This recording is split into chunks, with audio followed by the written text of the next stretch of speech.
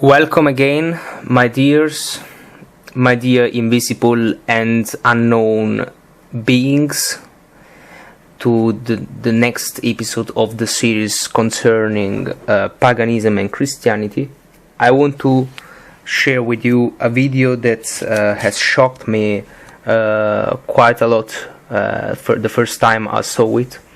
I remember I was more or less 17. I was approaching my finals at the high school, and of course instead of studying I got lost in the web.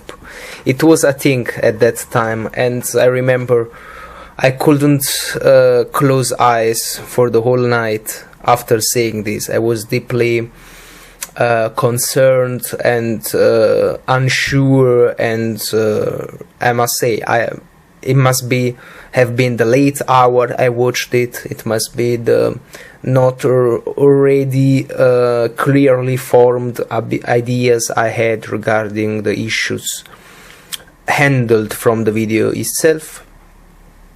It may be the fact it was somehow convincing, the music in the background, I don't know, but all over I must say it succeeded to defeat my critical defense,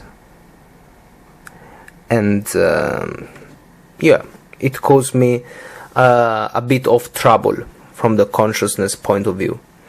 As you may guess, I mean, you can read, the film is Zeitgeist. In the meanwhile, it has produced many other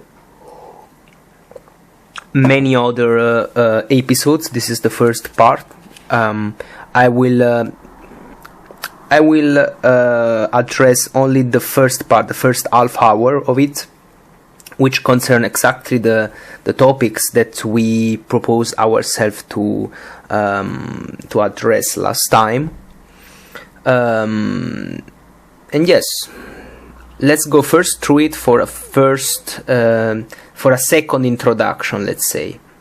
Let's see, and then whatever might be, how to say, not so clear or needing a deeper approach, then we will consider how to go on. As I said last time, also in this case, everything, almost everything, mirrors the ideas and the work of Acharya S, the ehem Marduk, the lady I mentioned last time, the scholar I mentioned last time, so to say scholar, not so to say mention. And yeah, since this may be a nice visual support, because I don't want to gather picture or show my face or put other stupid things, and this is for sure a very nice summary of what the ehem Marduk says, but this will be just the beginning. I will go then deeper and deeper. I prefer to go in this way, to cover each time a bit of everything, and each time concentrically deeper and deeper, instead of at least for the moment coping with one topic at a time. This operation is needed to frame in the proper way the matter we are dealing with. So let's move on. I skipped, as you can say, the first 2 minutes and a half, because was not yet in religion. It was just some claims about one needs to know the truth. The truth will set you free. The truth is the authority, and not the authority is the truth, and so on and so forth. So for our purposes, I skipped it. Let's see what this video has to say us, and let's see what is the impression it will give me after so many years, actually 10 years, that I don't see it. Have fun. Because I gotta tell you the truth, folks. I gotta tell you the truth. When it comes to bullshit, big time, major league bullshit, you have to stand in awe of the all-time champion of false promises and exaggerated claims, religion. Think about it. Religion has actually convinced people that there's an invisible man.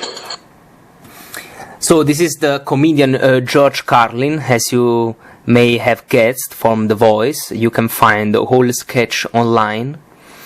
And of course he's doing he was an atheist, by the way, and also pretty nasty and anti-clerical, but all this thing he says, I know that is made in order to make jokes, you know. He knew that he wasn't, I'm sure that he knew that he wasn't completely precise by claiming such things.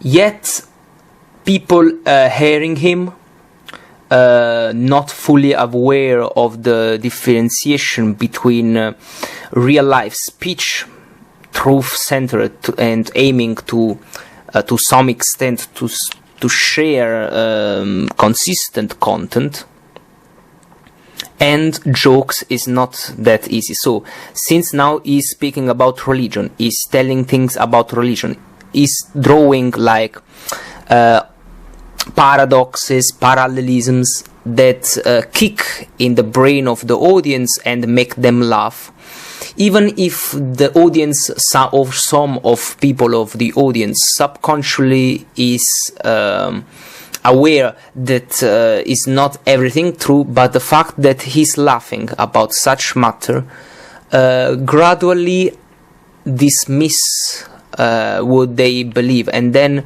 it's not that annihilate it, but it make it less important, less cogent, less central. And a laugh is something that actually most of the time destroys instead of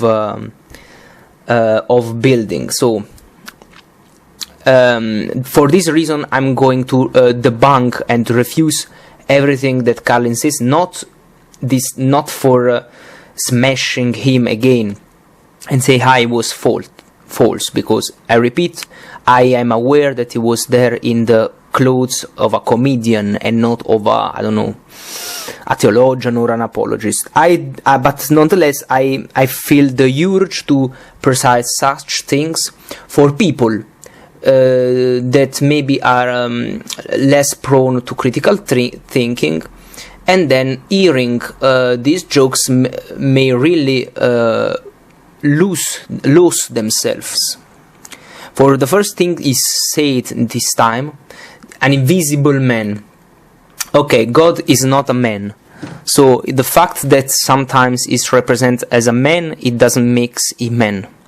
So this is the first falsity. Living in the sky.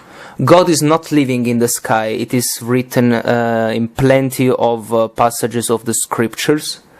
In fact, God, at least from the Jewish Christian credo, is thought to be everything and everywhere. When in the most famous prayer of the Christian, the Holy Father, our Father, who are in heaven, we say in heaven, it doesn't mean that it's geographically and topologically placed in the heaven. It means, in fact, as said, plenty of passages of the scriptures, not only the Old Testament, also the New, dismiss the claim that God is in a place, in a geographical place. The heaven is a symbol for the high things, since the most beautiful part of the creation, the most complex and the most high, the one that everyone can see by looking above. So in this way also, how to say, taking his spirits upwards in this sense, and also again for his geometrical perfection, and for the fact that on the sky, that means on the stars, on the planets, old people used to calculate the days, the hours, to base the whole life. So, where is placed the being, if must be a place for him, metaphorically, on which all our life is based and centered, the sky, of course. So that is why we say that God is in the sky, in the Our Father, not for any other reason. Who watches everything you do, every minute of every day. He doesn't watch everything what we do because he doesn't have eyes. The fact that he is aware of everything we do, in fact, is a proof of what I said before. He's not a man. Is not in the skies.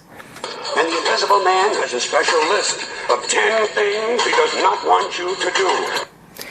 So these 10 commandments are just 10 of a list of more than 600 commandments listed in the Exodus, and are part of the Old Covenant, and of course are still valid in a different way in the New Covenant. The Jewish actually didn't even believe in the hell or in the heaven. Most of them believed in the annihilation of everything, and then of course many of them believed in the final resurrection, as stated in the prophets.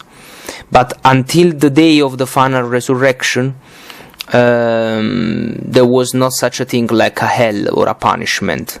So Jewish speaking is false. Christian speaking is false, because our law is the love and is not based on anything of this. Of course, by following the law of love, you automatically follow the natural law that is written in our heart, and it doesn't even need to be mentioned. In fact, all those commandments are things that unknowing and unwillingly, just subconsciously, each person of the world follows.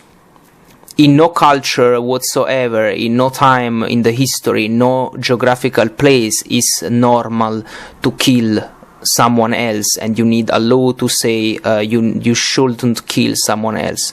The same is valid for stealing, the same is valid for adultery, and so on and so forth. He has a special place full of fire and smoke and burning and torture and anguish, where he will send you to live and suffer and burn and choke and scream and cry forever and ever till the end of time. So this is not true, because actually, as said, Jewish speaking is not true, Christian speaking also. Because you have a huge life, it doesn't mean that you just trespass one of these commandments once and you are dragged into the hell. Of course not. The saints actually went to confession more than once a week. That means that everybody is a sinner, and everybody, for this reason, is open to the grace of God. The Holy Augustine said that it's very, very improbable to go to the hell. One can go to the hell only if one really wants it, 100%.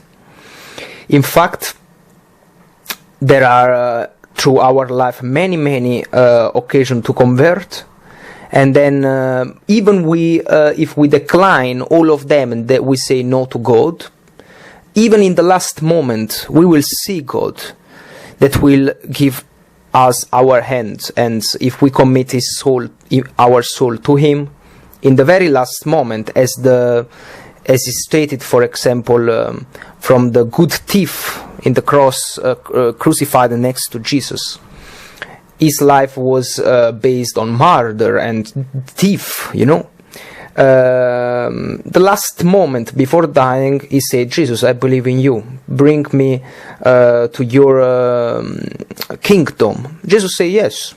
The first canonized saint of the history, canonized from Jesus, from God himself, was a guy who just sinned for all his life, and in the final moment recognized. The other thief crucified, even if he knew, because he knew, he refuted because of principle. Many times it happens that I succeed to defeat mental defenses of people while arguing for the faith. At the end they say, okay, you have convinced me on this, on this, on that, this is everything true, but still I don't want to believe, because such a God, I don't want to believe such a God that allows, for example, death of innocent children, for instance. And this is in fact the act that condemns you to the hell. This is the hell. The hell is being aware that there is a God and patently refuse it. I can assure there is no one which is going to the hell by surprise, and then, what I'm doing here? No, I don't want to be here. Please free me, God. And God says, no, it will never happen. The pictures you have seen here.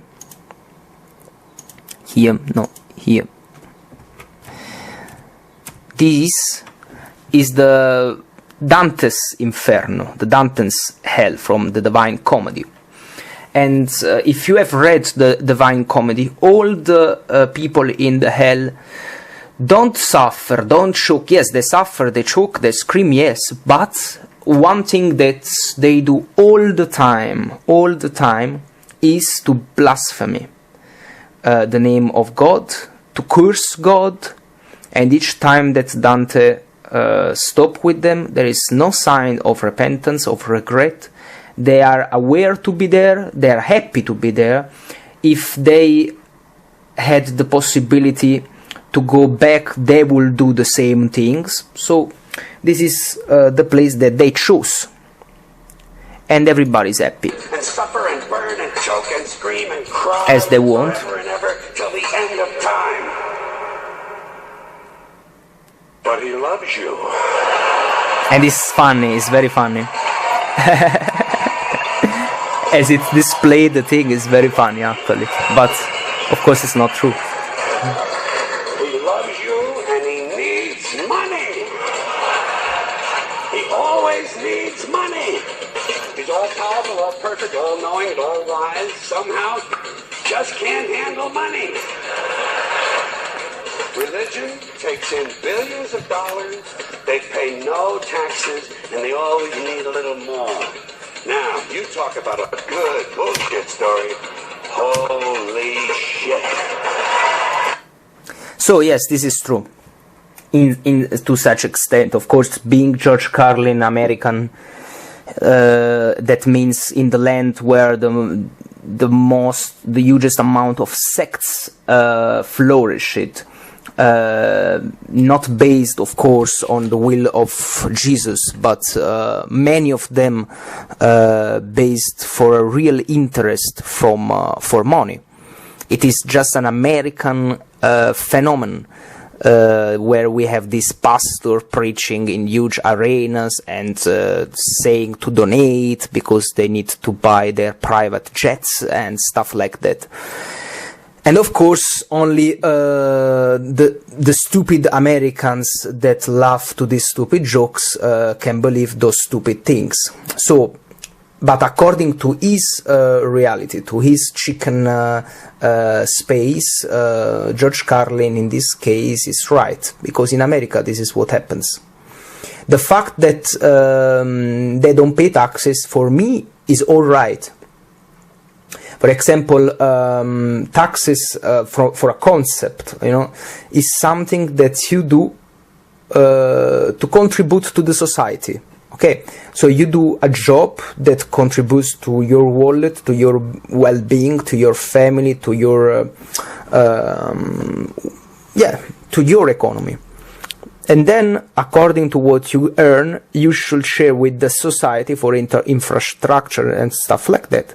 Other things, so that everyone can benefit from your work and not only you. This is fair enough.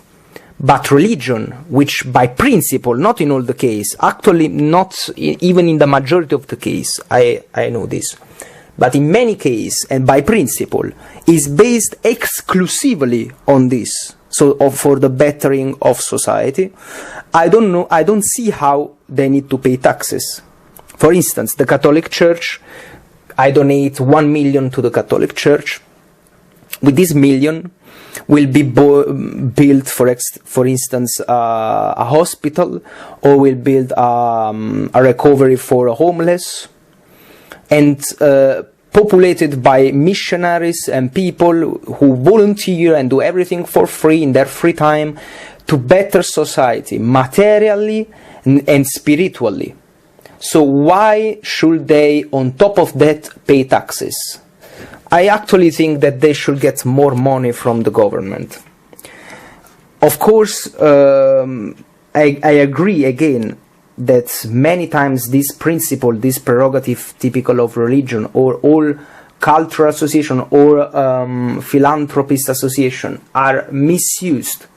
So there is the case that they cover themselves like that in order not to pay taxes, and then something else happen under the rug.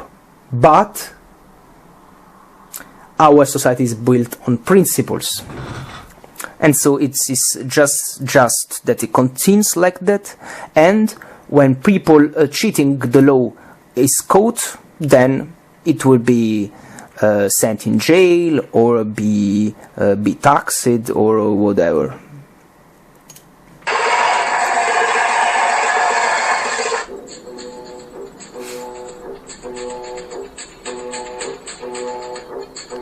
Part 1. The greatest story ever told.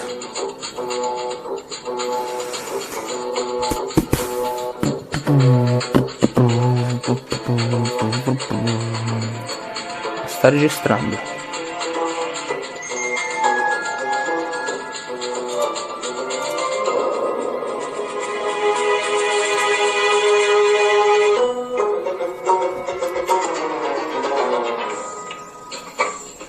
This is the sun. As far back as 10,000 BC, history is abundant with carvings and writings reflecting people's respect and adoration for this object. And it is simple to understand why, as every morning the sun would rise, bringing vision, warmth, and security, saving man from the cold, blind, predator-filled darkness of night. And this is true. But pay attention, okay? Because the devil all the time serves itself for of a lot of truth, and then on this block of truth puts many dots and seeds and principles of lies. And once the person eats this kind of food, is this fungus, is this virus that comes in his body, not the truth, superficial appearance of truth that there is. I pointed this out even while analyzing Jehovah's Witnesses articles at the very beginning of my channel. It is always started by saying something true, not even particularly intelligent, something that is actually of public domain, but true, or at least shareable. And this is a way to get the attention and the trust of the reader or the hearer. Once this happens, okay, I'm in symphony with this guy, let's see what he's telling more, then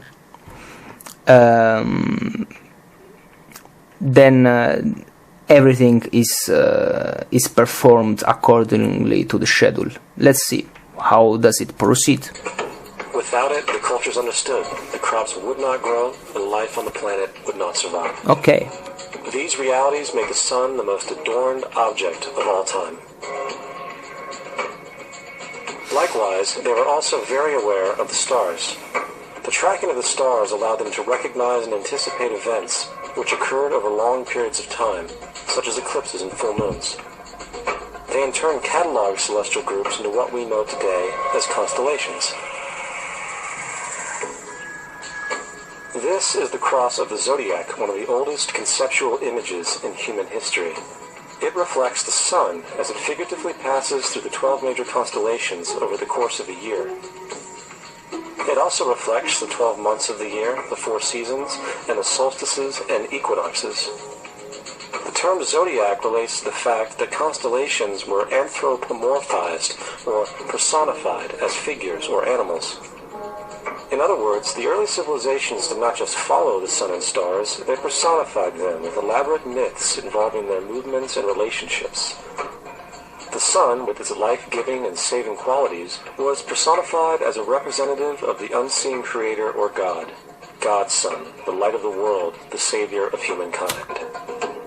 Likewise, the 12 constellations... So,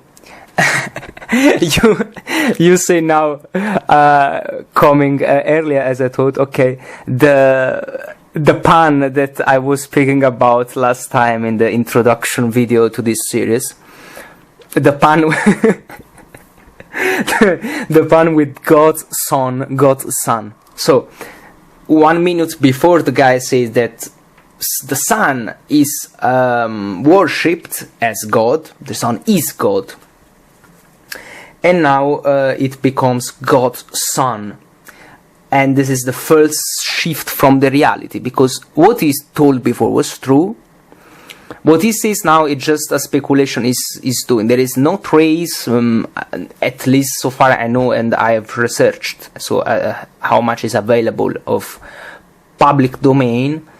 There is no such a thing like the denomination of the sun as God's son.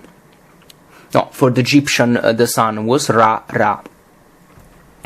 Regarding everything has been said previously, the constellation, the mythological features and the myths that are built upon them, this is of course true. We know it from also from the Greek culture at the latest, but probably even before.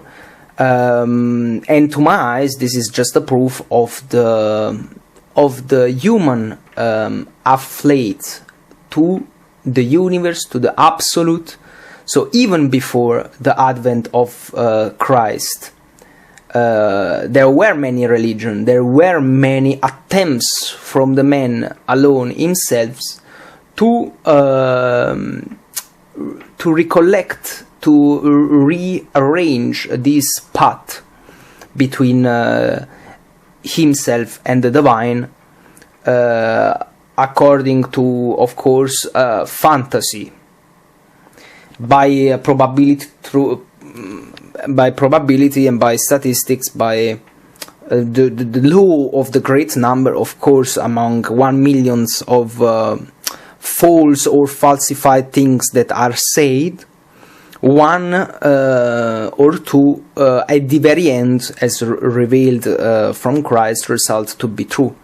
But again, the fact that is false depends on 2 things. Second, the first is the fact that of more than falsity is incompleteness, is nebulosity, because the real truth has not yet come. In the second respect, we can find also an ingredient, so to say, of real evil. So something which is distorted externally, really in order to go against the plans of God, and not from as a fruit of an ill imagination of the human beings. But yeah. On top of that, I don't think that by building these myths based on mythological constellation, they were really believing that these dots connected in the sky, giving such pictures, more or less, were really people or animals or agents somehow that whose entity lose himself in the primordial soup. They were just imagination exercise, and of course they were believed not because of their reality, but not because of their factuality, but because of their reality. because apparently these products of their imagination, coming from the imagination, were very appealing to their imagination. And since the imagination is the instance of man and instance of, best said, human intellectual activity, which most characterize the creativity of the man, so his influx on the creation, on the world, then exercising it, create mythology and believe mythology as, again, not as factual but as real, in sense as meaningful for the consciousness, for the awareness. It was something very, very meaningful to do. The fact it is not true for me doesn't mean that they are bullshit at all. Probably if I were born in the Greek period, for how is my attitude to the world, I would have believed in the same way they believed. I would have, even knowing that is not true, for example, that something is really happened historically, before, I don't know, going for a travel on the sea with a boat, I would have sacrificed something to Neptune. Because it is, of course, I don't have this spirit of sacrifice now, because I'm a Christian. I know that you cannot give anything to God, and God gives you everything. But I can imagine that if this is the highest degree of piety in that period, and as a general attitude, I want to reflect this degree of piety, and then I would have done it, even if knowing that it makes no sense factual. So let's go on. We are not yet on the divinity level. We are still on mythology. And were identified by names, usually representing elements of nature that happened during that period of time. For example, Aquarius, the water bearer, who brings the spring rains. Okay. This is Horus. He is the sun god of Egypt of around 3000 BC. He is the sun anthropomorphized, and his life is a series of allegorical myths involving the sun's movement in the sky. From the ancient hieroglyphics in Egypt, we know much about the solar messiah. For instance, Horus, being the sun, or the light, had an enemy known as Set, and Set was the personification of the darkness, or night. And, metaphorically speaking, every morning Horus would win the battle against Set, while in the evening Set would conquer Horus and send him into the underworld. It is important to note that dark versus light, or good versus evil, is one of the most ubiquitous mythological dualities ever known, and is still expressed on many levels to this day. Broadly speaking, the story of Horus is as follows. Horus was born on December 25th of the Virgin Isis Mary. Is not true. So Isis Mary is not the name, is just Isis, and Horus is not born on December the 25th. His birth was accompanied by a star in the east, which in turn, 3 kings followed to locate and adorn the newborn savior. At the age of 12, he was a prodigal child teacher. So, I don't know for the star in the east and the born of a virgin, but for sure the fact of the 3 things and the teacher at 12 is not true. Is anywhere in the bibliography regarding this. Just check it out. Okay, let's do it together, because you are lazy bastards. Horus story, let's say. I need to do everything for you. So, at the age of 30, he was let's move baptized on. by a figure known as Anup, and thus began his ministry. Horus had 12 disciples he traveled about with, performing miracles such as healing the sick and walking on water. So I've researched the history of Horus, and actually, really none of these things appear in the source that we have. For sure, Isis, the mother of Horus, was not called Isis Mary. This is the first bullshit thing. Secondly, he was not born on the 25th of December. But how is it possible that Horus is born on the 25th of December if at the time of Horus, in the time of the Egyptians, there was no December?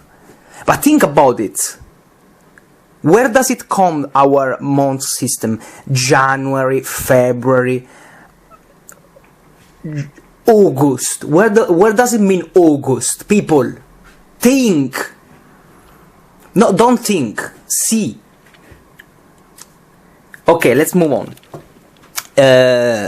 Horus was born of a virgin. Okay. How does the myth of Horus says, according to our elementary school knowledge? That Horus was the son of Osiris.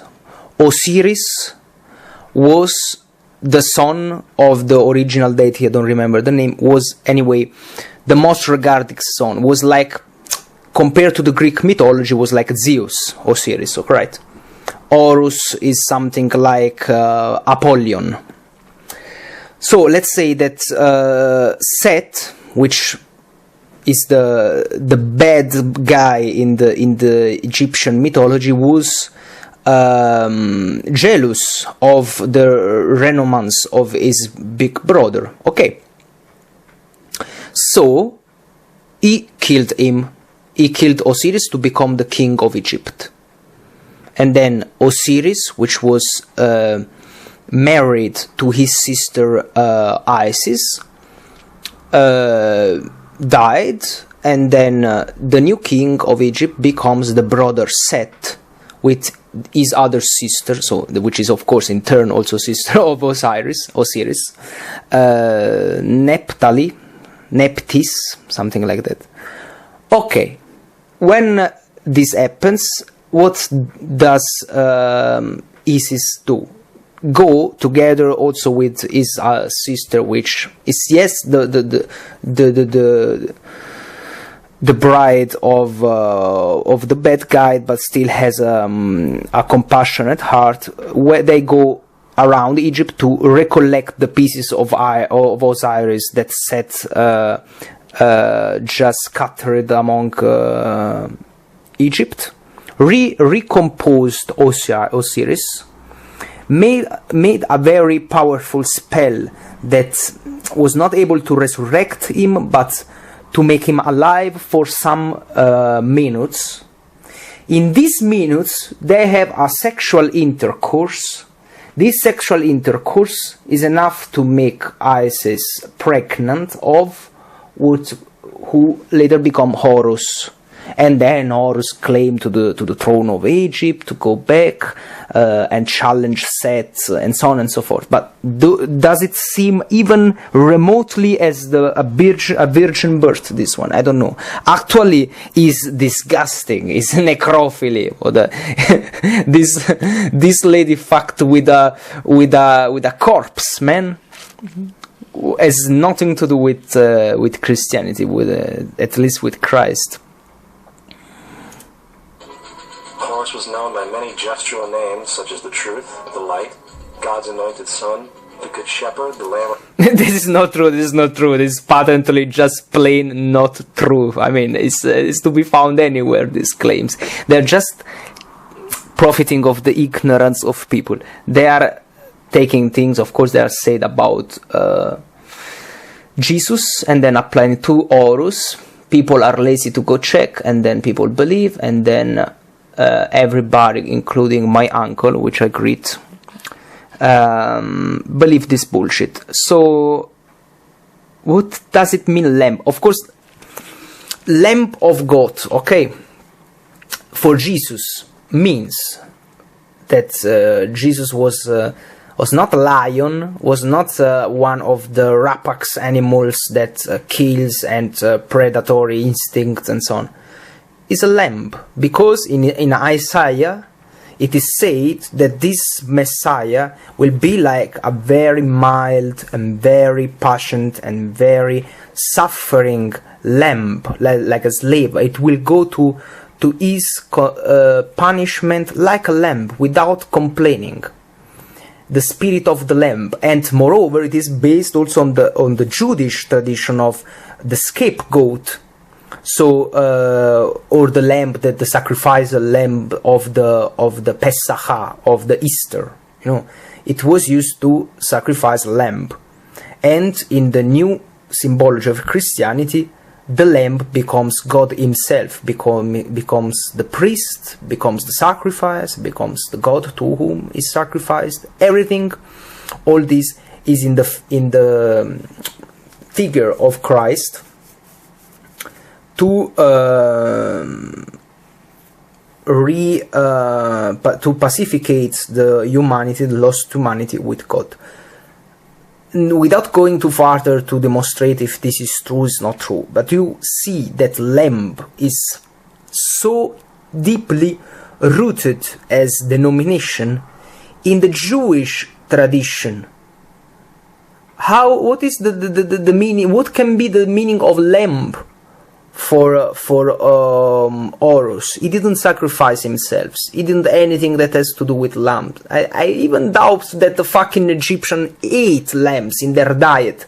There is nothing. But the most important thing, of course, which dismissed everything a priori ex abrupto obtorto collo, is the fact that there is no source for any of these claims. Let's move on. God and many others. After being betrayed by Typhon, Horus was crucified, buried for 3 days, and thus resurrected. These attributes of Horus, whether original or not, seem to permeate many cultures of the world, for many other gods are found to have the same general mythological structure. Attis of Phrygia, born of the Virgin Nana on December 25th, crucified, placed in a tomb, and after 3 days was resurrected. Krishna of India, born of the Virgin Devaki, with a star in the east signaling his coming. He performed miracles with his disciples, and upon his death was resurrected. Of course, anything of this is true. I've dismissed only the first one, the case for Horus. Where is Horus? I lost Horus. No, he's here. Crucified, buried for 3 days, and thus resurrected. These attributes of Horus, whether original or not, seem to permeate many cultures of the world, for many other gods are found to have the same general mythological structure. Attis of Phrygia, born of the Virgin Nana on December 25th, crucified, placed in a tomb, and after 3 days was resurrected. Even the Greeks had no December, for instance, as the Egyptian. There is no December, people. December is a Roman concept. By the way, there is no sign of crucifixion. There is no death for 3 days. There is no resurrection. The same as for Krishna before. There is no proof whatsoever for this. The Virgin Devaki with a star in the virginal birth of Krishna was true, actually, if I remember well, yes. But Devaki was not a virgin before and afterwards. So the star in the east is bullshit. He performed miracles with his disciples, and upon his death... Okay, miracles, yeah, okay. Feats, yeah, that's true. Some feats more in a Herculean ways. For instance, Krishna, I don't know... how it's called in English, sorry for my English, he picked a hill, so up in the sky with his with the only force of one finger, and this is not a miracle, this is a feat. I mean, of course, something also which does not claim to be true anyway, because such things are more mythological than... but this is not the point. So the fact that Krishna was born of a virgin, has performed miracles, was not resurrected at all. Dionysius of Greece, born of a virgin on December 20th. This picture that you see here, I researched it. It is a historical hoax. Is false. It was created in somewhere in the last century just to support this bullshit thesis, but it is a hoax. It is not true. Dionysus is not born of a virgin. Is not born on the 25th of December. Was a traveling teacher who performed miracles such as turning water into wine. He was referred to as the King of Kings, God's only begotten Son, the Alpha and Omega. This is not true. And they put Alpha and Omega now, and not for other bullshit like, for instance, the Lamb of God, because seeing at least the relationship between Greece and Greek letters, the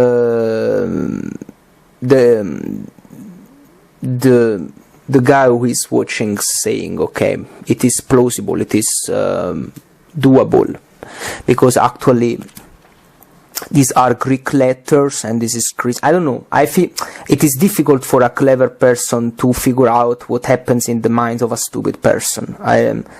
That's why I cannot even speak with them. But this may be something that, for me, what really, how to say, at the beginning, 10 years ago, push to not to believe but also not to dismiss as bullshit everything that is said here is because I'm too good, is because I believe when someone is saying something. I wasn't very polemic because for me, I say something, it is true. I don't say anything unless it is true. If I say something false, it is in good faith, because I really was ignorant of, and I was really, how to say, sure to tell the truth. But this is not the case, actually.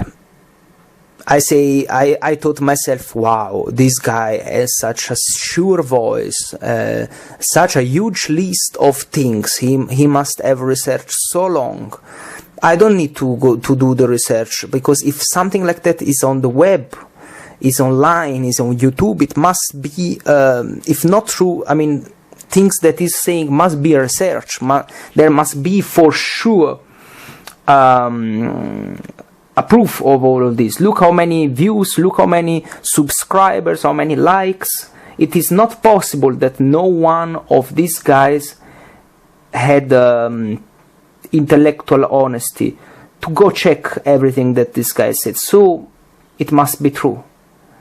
Guys, it's not true. I think that I'm one of the very few that doesn't let these bullshits come in my intellectual stomach, and really, because the majority of people that I know, atheists almost, at a certain point of our discussion, when they see fall down or all the other defense, they come always to this point: Christianity and paganism.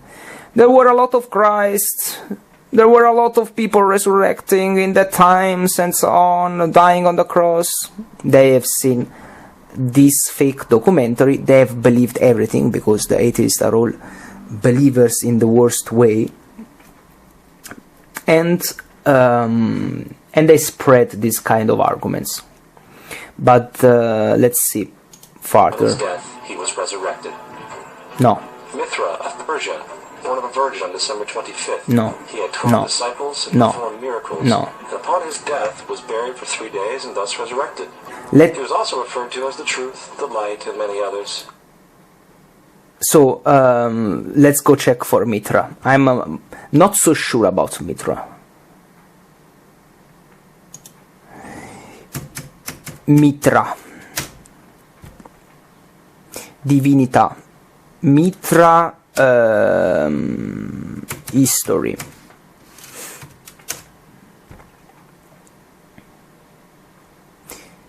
Let's see. Etymology, inscription, tradition.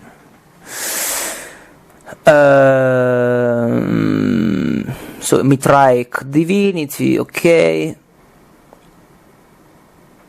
It's not mentioned in inscription, in tradition, in Manichaeism, in literature. Yeah, but what did he do? What is... maybe here. In Zoroastrian scripture, Mitra is distinct from the divinity of the sun. However, in Zoroastrian tradition, Mitra evolved from being an all-seeing figure into a divinity co-identified with the sun itself, effectively taking over Hvar-Kshaeta's role. Previous Iranian divinity. It is uncertain how and when and why this occurred, but it is commonly attributed to conflation with the Babylonian sun god Shamash and or the Greek deity Apollo. As you remember, I also draw the similarity between Horus and Apollon before. All these solar divinities, is a fact, are in Hinduism, Mithraism, Zoroastrianism, Egyptian religion, and so on. All these systems are similar because they are man-created. And having all men a similar brain, they try to make sense of things in the similar way throughout the globe. This is actually both a proof that men share similar principle. They are created the same. There are no culture that are different from the other in things that are relevant and are at the very core of the human being. We see different civilization producing the same identical mythologies, with same events, with same things, just with different name for the divinities. Which means that if a man must recreate by imagination how things evolved and so on in the history, it will do it in that way. Christianity proposes also a theophany, a theology, and a cosmogony, so creation of the world, etc., which is at the same time similar to some extent to what was before.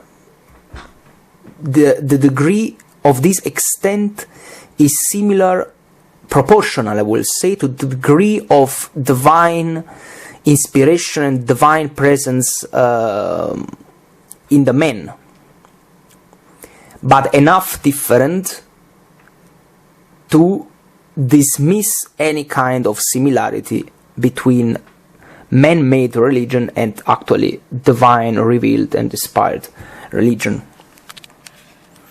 In fact, in the Bible are happening things that are similar or sometimes even the same, because as in pagan religion, because the Bible is full of pagan deities, that at least the first part of the Bible is full of people believing idols and pagan deities.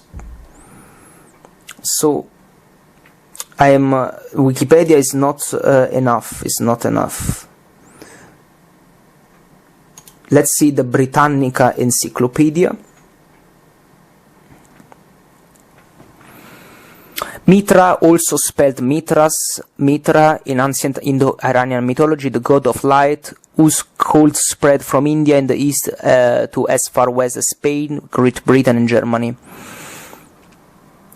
The first written mention of the Vedic Mitra dates to 1400 before Christ. His worship spread in Persia. Okay, I want to see his history. According to myth, Mitra was born bearing a torch and armed with a knife, beside a sacred stream and under a sacred tree, a child of the earth itself. The virgin birth.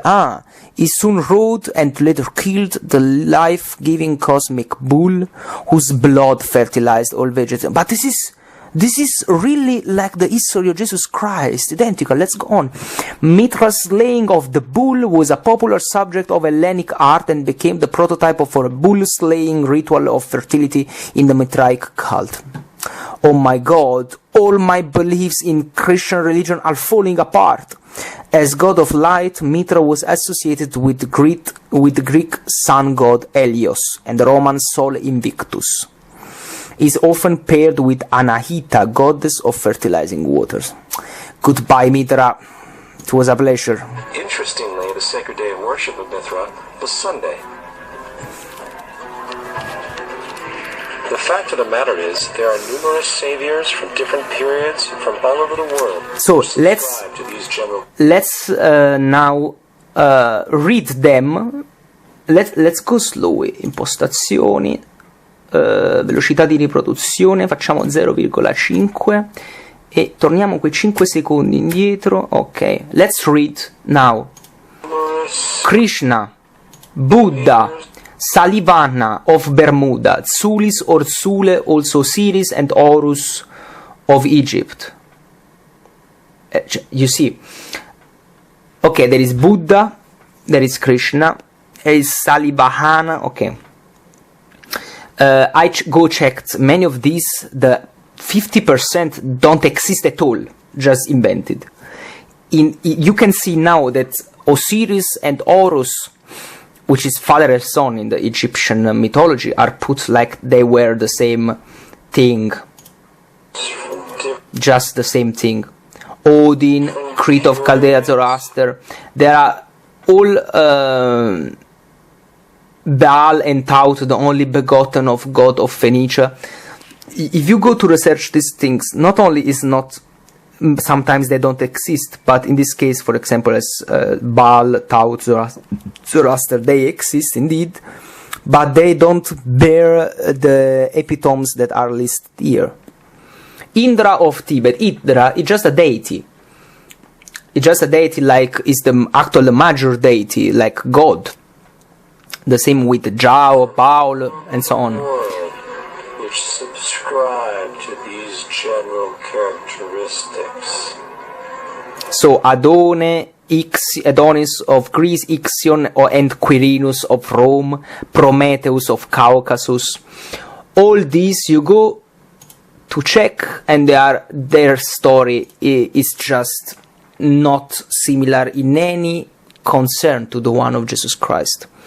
He's listing all those deities of all those pagan religions, of all the history, of all the geographical places, and in a very quick showdown, and says all these people are born of a virgin, born on the 25th of December, most of them existing in ages where December was not even a concept. What else? Performing miracles, called Son of God, and so on and so forth. Lies, lies, and lies. The question remains, why these attributes? Why the virgin birth on December 25th? Why dead for 3 days in the inevitable resurrection? Why 12 disciples or followers? Okay, I think that is now a good moment to stop, because it is almost 1 hour that we are speaking. I will cover these other arguments in the next videos. In the next video, I will summarize a little bit what has been said. I will go to the source of what has been said, namely Acharya S, and for all this list of Christ, I will go to the book 16 Christ, written from a guy in the 19th century, from whom actually even Acharya S got inspiration and material for her own books. And for today is everything, my friend. This is the first episode, the first real episode of Christianity and Paganism. I hope you enjoyed, and I kept up the expectation, even if I didn't prepare so well. Even if maybe the next video will come even later, because it's a pretty funny time for me. I need to prepare things and so on. So I wish you all the best. Stay well, stay curious, and remember, denk nicht. Ciao. Ciao.